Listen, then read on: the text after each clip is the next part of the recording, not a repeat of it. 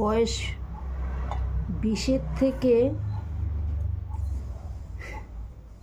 40 কীভাবে যে মানুষের হয়ে যায় সেটা টেরই পাওয়া যায় না। বিয়ে, বাচ্চা, একটা ভালো সংসার গড়ার চেষ্টা,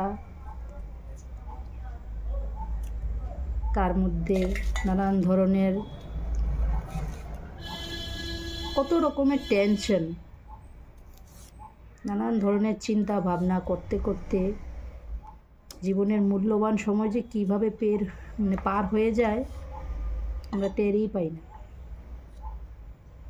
যখন চুলগুলো সাদা হয়ে যায় তখন মনে এটাই আসে যে সত্যি আমরা জীবনের বহু মূল্যবান সময় পার করে দিয়েছি অযথা কিছু চিন্তা ভাবনা করতে করতে।